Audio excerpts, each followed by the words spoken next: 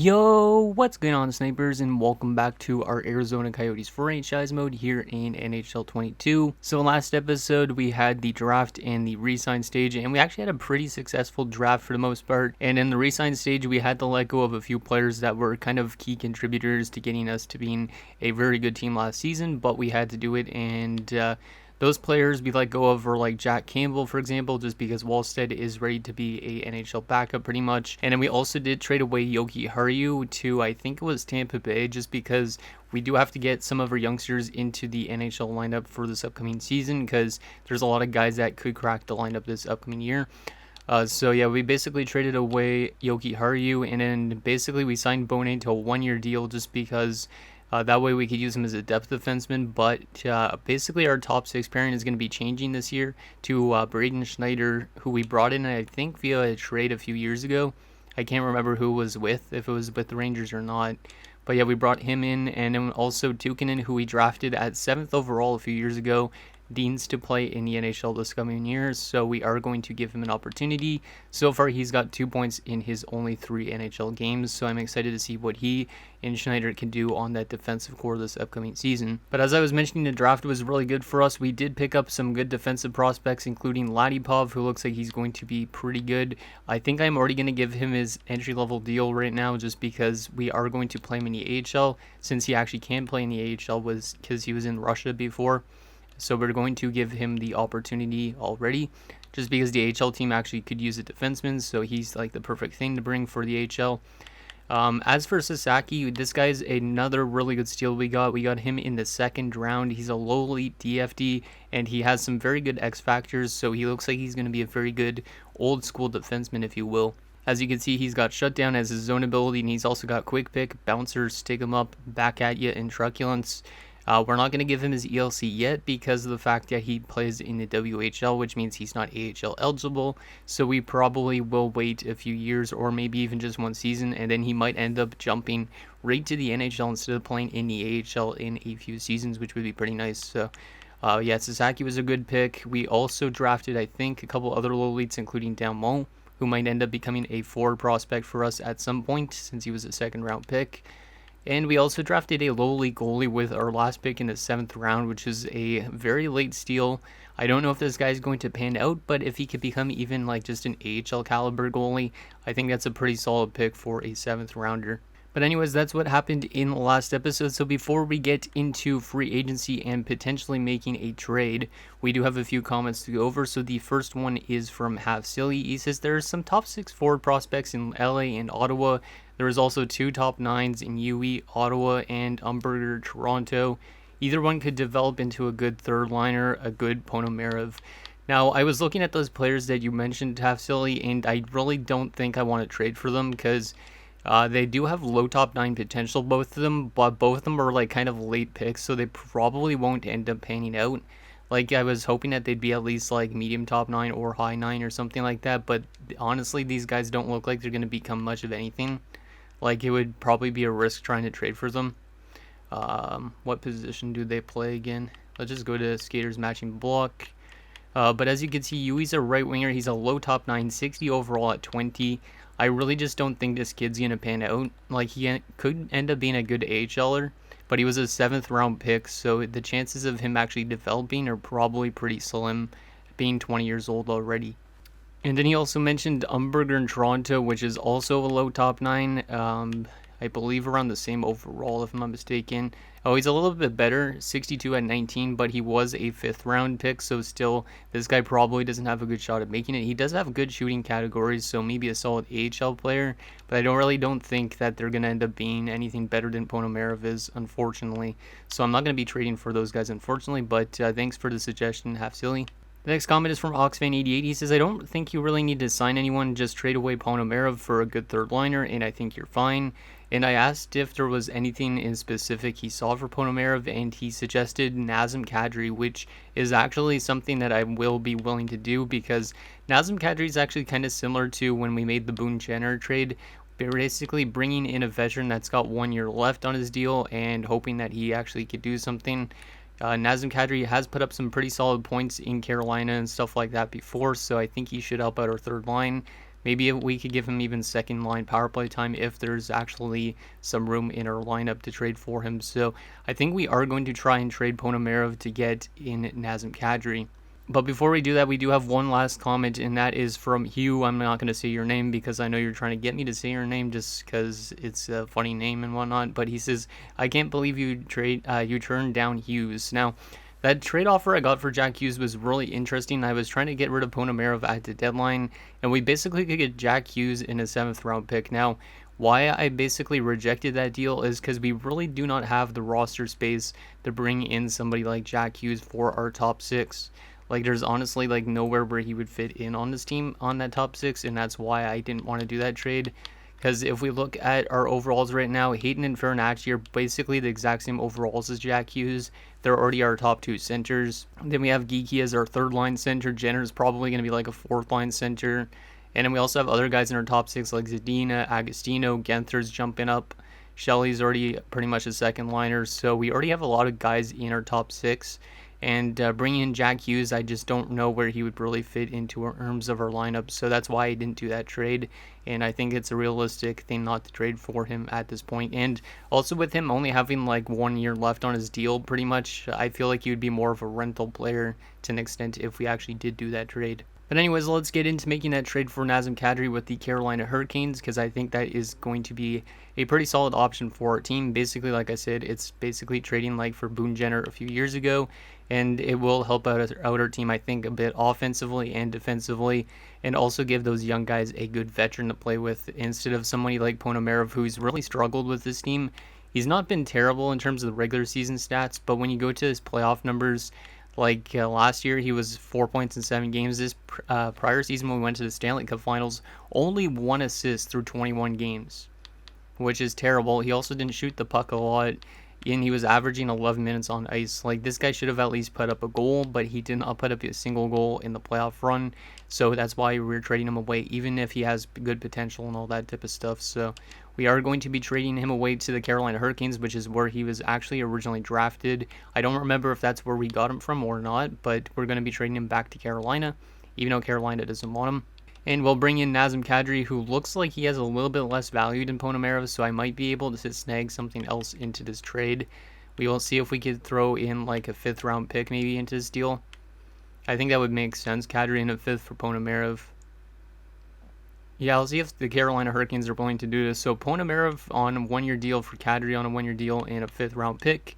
And that's accepted. So there is a pretty good trade, I think.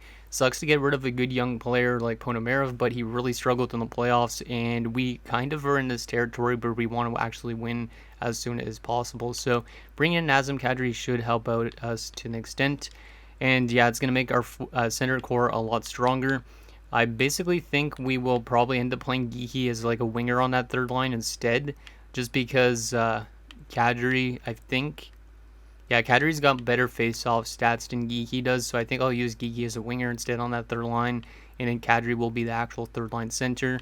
But that gives us a very good strength for our center core for sure. Now, we do still need to sign, I think, 1 more player for our team, because we do probably need 1 more depth forward, because I was looking at our team basically on how I see us lining up for this upcoming season. And basically what I wrote down is our top line would be Agostino, Hayton, and Zadina. 2nd line would be Genther, Farinacci, and Shelley. And then 3rd line would probably be Geeky, also Kadri, and then Gauthier. And then our 4th line would be Tracy, Jenner, and one of our youngsters that actually has a good promising upside that's in the AHL currently, and that is Sadikov. Sadikov was a 1st round pick, and as you can see, he's got some really good offensive attributes, so I'd like to utilize this guy if we can. He's only a 77, but he's pretty much at his make or break point because he was a 1st round pick. He's at 77 at 22, so I'd like to get him into the lineup as fast as possible. There's other NHL guys that could jump up, basically like Lawrence and stuff like that, but I think Lawrence I might give 1 more year in the AHL too, considering he's only 19 still. So I think he'll get another year in the minors. And I think there was a couple other guys that could be on the cusp that I'm going to leave in the AHL as well, just to see if they actually grow a little bit more than what they're currently at. So yeah, let's sign one depth forward just for a winger player to have in terms of depth, and then we will sim up until the start of next season and edit our lines and then sim a little bit of the season, not too much of it. But let's see what there is for free agents, because we really don't need to sign anything else other than just a depth forward. So that's all we're going to bring in. So let's actually sort this by role so we can find a perfect guy that's actually listed as a depth forward. I don't remember who's listed out here as a depth forward. There's Matt Nieto, but he's a little bit old. We want to find somebody that matches our system decently. Gabriel Fortier might fit our third line, which means I think he's probably the option we're going to bring in. He's 26 years old, so he's kind of like a low risk, high reward type of player. And we will give him, yeah, we're going to give him 2 years. Why not? He might end up getting dealt at some point, but he could be a solid trade bait. But it should be interesting to see how he could help us out. He could also play center apparently, but he doesn't have good face-offs, which kind of sucks, but it is what it is. So he's going to be our depth signing, and I don't think there's anything else we're going to actually sign. So let's begin the sim up to next season and see if we get Fortier in, and then hopefully our lineup looks pretty good going into next season. Fortier accepts, which is pretty awesome. But yeah, I think our team is going to be pretty good this upcoming season, and hopefully we can make it back to that Stanley Cup Finals again, and hopefully we do not run into the Ottawa Senators there, because obviously that team was really deep when we played them last year. So like, hopefully we get a good shot at winning the Stanley Cup soon, because I think our team is definitely on the cusp of winning one. Like, we almost came so close to beating that Sens team, but they were just kind of more veteran heavy to an extent, and they also had way more good overall players, like guys that were already ready to go pretty much. Like, a lot of our guys are still growing. So, and I think also bringing in Nazem Kadri is going to give us that good veteran, like, third line presence we need to make that third line a little bit more defensively minded and not as offensive. Well, actually not as offensive, but still, this team should be pretty good. So we're going to put Tate into the top line. He's going to be moved to the wing, and yeah, Kadri's there. That looks good. Who's scratched currently? Tracy and Tukin, and they need to be in. So we'll put Tracy in instead of Fortier, who's going to be a depth option. Tukinen definitely also needs to be in instead of Baudin. Baudin might complain about his ice time, which is kind of problematic, but if that becomes a very big problem, we could always trade him away and get a defenseman in for our defensive core. So we'll run with something like that for our defense. And then we'll have to call up one other player, which is going to be... Who was the other guy down there? Wasn't there Henriksen? Oh, Henriksen's right there. Who is it that needs to be in the lineup? Oh, yeah, it's Sadikov. Yeah, see, there's a lot of guys in the AHL that could jump up. Because we got McGillis, who could technically play on our fourth line. We have Varlamov, we have Lawrence, and we have Sadikov. So soon enough, we might have to trade away one of our prospects in order to make sure they actually get a chance to play in the NHL. For this season, though, I am going to use Sadikov, but Lawrence and then McGillis and Varlamov are all still kind of young. Well, Varlamov's 22, so he's kind of at a make or break point. So yeah, Varlamov might be one of those guys that eventually get dealt away, just because we can't fit him in. But I am going to throw Sadikov into our fourth line, I think. But yeah, our AHL team should win a Calder Cup, honestly, with the overalls we have. And Ladipov should do really good in his first AHL season, I think. Yeah, I think they should, at least. Hopefully they do. So yeah, let's call up Sadikov from the AHL, and then Henriksen will be used as depth. And that will give one of our youngsters actually an opportunity. Hopefully those other guys in the AHL don't complain too much, but they should be fine considering they're getting a lot of ice time in the AHL. Let's just throw in, I guess, Koltsov, since he has potential, I think. Let's just go best line so we can get that top line back to some chemistry. Damn. There's not good chemistry down there in the AHL. We need to find a way to fix that. Minus, there we go, we'll do that. And that should work. Okay, perfect. But yeah, I'm very excited to see what the AHL team could do this year. And yeah, we're going to take Henriksen out, and Sadikov, hopefully he could give that fourth line some offense or something. And then we'll move Agostino over to there, Zadina there, and that looks pretty good. Special teams don't look anything special right now. I would like to get Shelley on that first unit, though. So we'll move something like that. I think that works. Farinacci should be playing center, maybe. I don't know. Damn, our power play units are stacked kind of. It's hard to figure out who should be on the power play and who shouldn't be. I feel like instead of Gochi, I'm going to give it to Sadikov, though, because he's got good offensive characteristics, so might as well. And then we'll move Hayton up on this unit. We'll move Shelley up on that unit. Oh, man, maybe not. Yikes, our power play units don't really have the greatest chemistry, but I don't know if it's going to hurt us, really. Our penalty kill looks okay. So yeah, the chemistry is a little bit bonkers, but I think this team is still very deep because there's like nobody on the forward core that's below an 80 almost, except for the rookie and Sadikov. Defense looks pretty good, and goaltending is a little bit weak, but should be an interesting season nonetheless. But anyways, that is our roster, and that is our AHL team. So now we can finally get into starting the season simulation and seeing what this team could do. Like I said, we'll probably simulate a few months in this just to see how this team performs, but we should be a good team, I think, this year, regardless of those negative chemistry parts. So let's see what happens, see what this young team could do. Actually, before we start simulating the season, I am going to already hand out a contract extension, even without your guys' permission, because you guys are going to just say to sign him up for 8 years anyways. And that is our youngster in Mr. Calvin Shelley, who needs an 8-year extension. Farinacci actually is a UFA after this year, which is kind of scary. I can't trade for Acid, goddammit. I was going to do offer contract extension, but I can't do it for Farinacci. But him being a UFA at the end of the year is kind of scary. We might end up losing him if he wants too much. But Shelley, on the other hand, for 8 years, he wants like $8 million. But I think we could probably do the 85% trick, because he definitely needs to be re-signed, because he's going to be the best goal scorer of all time in terms of the series. I just feel like it. So I am already going to lock him up on 8 years, which might not be great. Who knows? Maybe he's not going to start scoring a lot of goals, but we are still going to sign him up long term as possible, because I just really like this player. He's probably one of my favorite EA generated players I've drafted for a long time. So let's see. So we could probably offer him at 7.185 if we're doing the 85% trick. So hopefully this helps out, and hopefully we could get him for an 8-year deal. I know he likes playing here for sure, because him and Farinacci and Agostino, they're like a brotherhood almost, you know. So we could probably get him for 7.2, so we'll try that and see if he accepts that. Hopefully he does, because he is going to be our best goal scorer for sure this upcoming season. He might not put up a lot of assists, but he will score goals for us. I know that. As long as he plays with some solid passers, you know. And he should accept. Yes, he has accepted, so there you go. Calvin Shelley has been accepted, and he is now with the team for 8 more years after the season, which is absolutely awesome.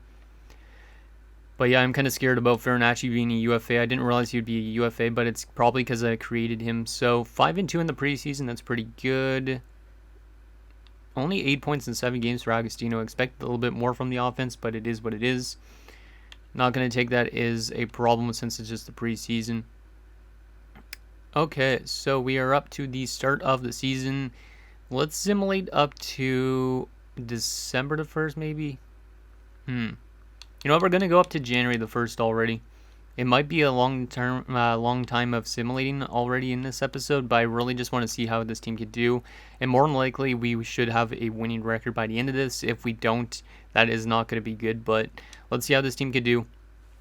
And hopefully we could score a lot of goals, and hopefully the additions of like Kadri and stuff like that could help out this team. We lost the first game of the season by a shutout, and Dylan Genther's already been injured, which kind of sucks, but at least it's not too long term. And yeah, we lost that first game of the season, but we've been winning every game since, so that's good. And Forte seems to be a pretty solid depth option. 2 goals in 2 games.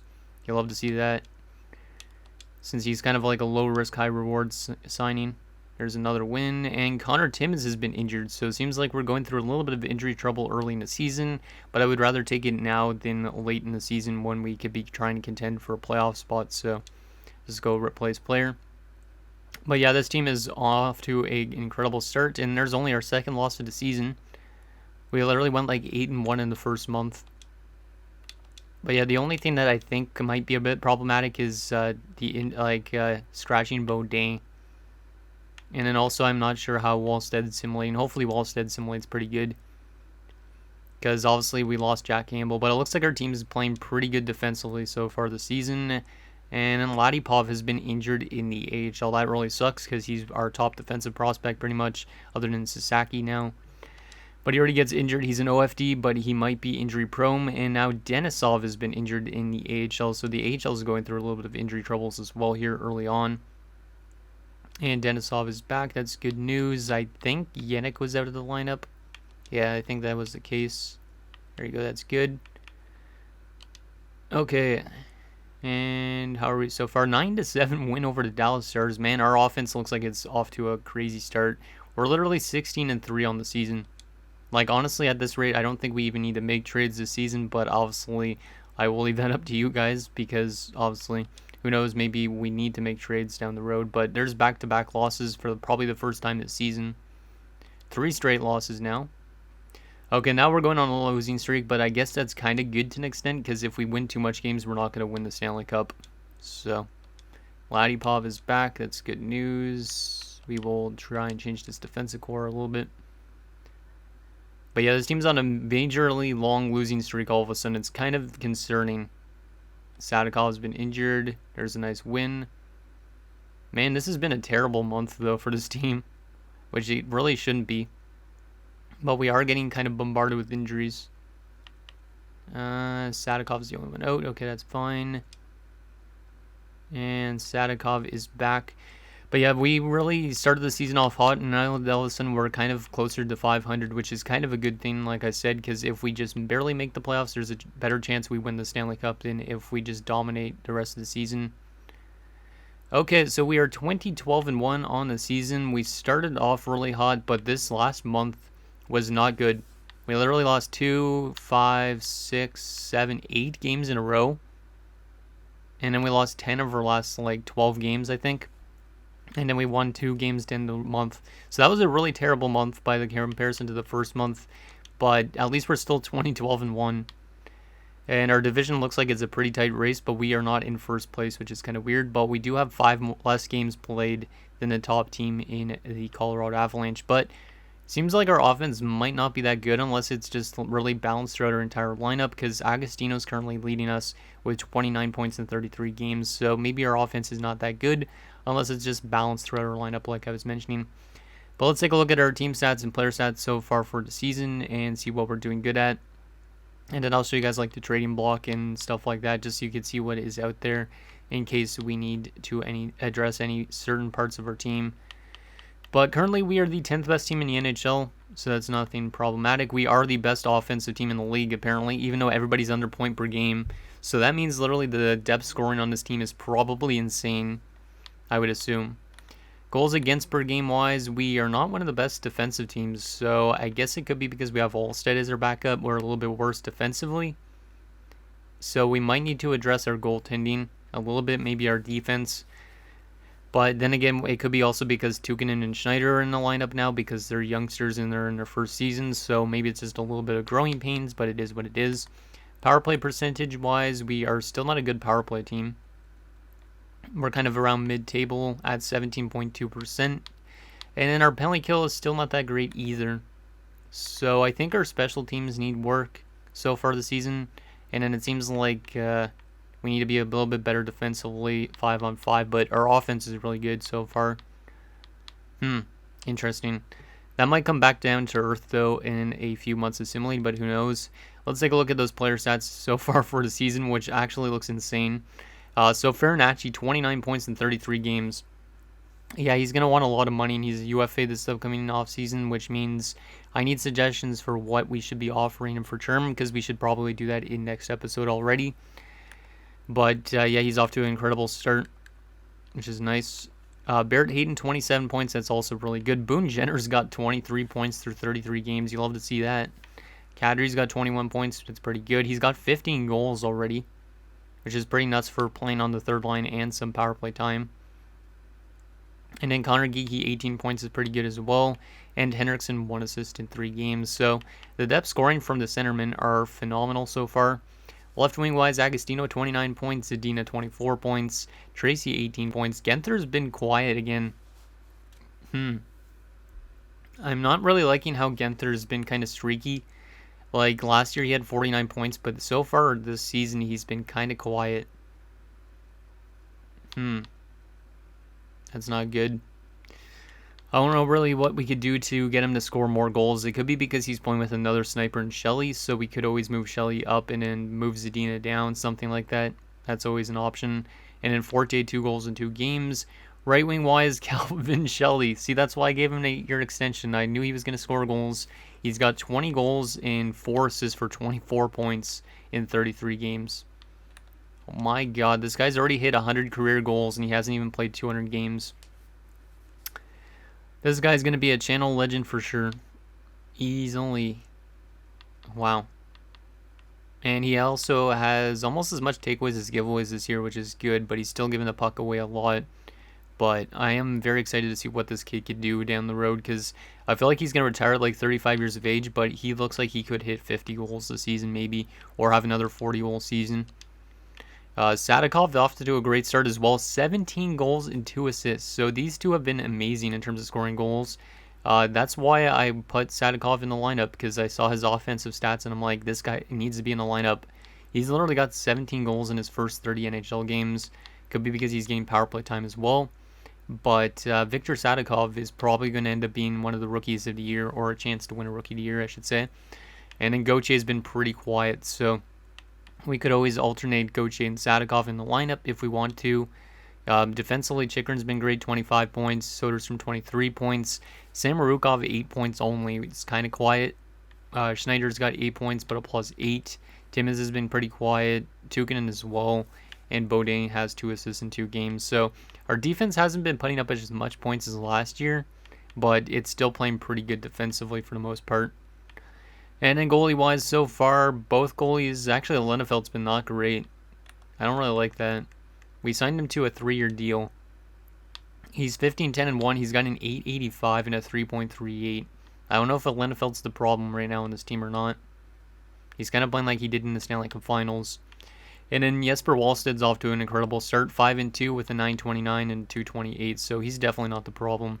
But Lennefeld needs to definitely step up his game a bit. And that is that. I think that's all we need to check for player stats. Let's take a quick look at just what's out there on the trading block, but I don't really think where our team's going to be making much trades in the next episode, because with the way our young prospects are playing, we just need to keep on replenishing our team with our guys in the AHL, because if we look currently in the system, we got a lot of guys that could literally just jump up to the lineup as soon as we get rid of somebody if we want to. Like, I really want to get Varlamov into the lineup. I want to get Lawrence, Schultz, McGillis. Like, all those guys deserve a chance. And then also, I haven't checked actually on Pedersen yet, because that was our elite goalie prospect. He's off to a pretty solid start. Not the greatest statistics, but he's winning games, so that's interesting. But he might be in the NHL soon as well. How about our other unsigned defenseman, Sasaki, still a 70, but he's off to an incredible start there in Brandon. Love to see that. How's Ladipov doing in the AHL as well? Ladipov still 72, but he's got 9 points in 22 games. He's a -13. Wow. Yeah, this guy's pure offense, I guess. But yeah, I'd like to get a lot of those guys into the NHL as soon as possible, so we might just end up replenishing our NHL team with AHLers. Like, honestly, I don't think we need to make trades. Even if our team is like kind of struggling to keep the puck out of the net, maybe it'll just turn itself around in the playoffs. But quickly, let's take a look at the block anyways, just to see if there's anything we want to trade for, but it probably won't happen. So Ryan Strom's out there. That's not a bad option in case we want to bring in another veteran, but I really don't know where I can slot some of these guys in, is the only problem. Brad Marchand on 1 year, but $8 million for 79 is like, don't know about that. There's definitely things to strengthen our defense up a bit. Like, we could bring in Brandon Carlo if we really wanted to, because we don't need Baudin as our depth defenseman. We could play Carlo and then scratch like Braden Schneider if we really want to. But there is options out there, definitely, to make trades. Mangiapane, 3 years. If he had 1 year left, I'd be like, that would be a solid pickup. But our team is already really stacked, and when you have like a fourth liner and Sadikov scoring goals, we really just don't need to make any deals, I don't think. Jake Bean, Werenski, Zibanejad, damn, Keller's up there again. Yeah, there's some really good players on the block at this point. Landria as well. some prospects. But yeah, if we keep on drafting like we did in last episode, I think our team is going to be a very good team for quite a long time. At least I hope so. Then again, we could end up being just like a first round exit multiple years straight, even with a good team, because I found that out in Detroit when I was running that series back last year. Damn, Sharon Govich the last 5 years. If that guy had 1 year left, that'd be nice too. But yeah, there's definitely options out there in case we want to bring in somebody. Lucas Dolstall. Like, I mean, we could always trade away Lenefeld. He's not been great, but we probably would rather use him still because he's a good playoff goalie. At least that's what we saw last year. Don't know if he will be that again this year or not. Jack Hughes is still on the block with 1 year left. He is dropping down because of morale. And he's listed as a first-line forward. And he does fit our third line, but I really don't know anywhere where I'd slot him in. And he's also making $7 million. And he'd probably end up losing morale on our team as well, considering he'd probably be playing like third line. Because I'd like to keep Farinacci around a lot longer, so. And Farinacci's like our second line center, right? So. Damn, a lot of good players also there in Vegas. And then Washington has Nate Schmidt back, apparently. And Winnipeg, Roslovic, and all that. Yeah, there's definitely some really good options out there if we do, in fact, want to make trades. But anyways, guys, that's going to do it for this episode of our Arizona Coyotes franchise mode. So in next episode, we'll continue to simulate the season. We'll probably simulate the rest of the season. And we might make a trade if you guys think it's necessary, but I don't really think it is. Just because, like I said, we could replenish our NHL team with some of the guys we have in the AHL. So let me know what you think down below, and I'll see you guys next time.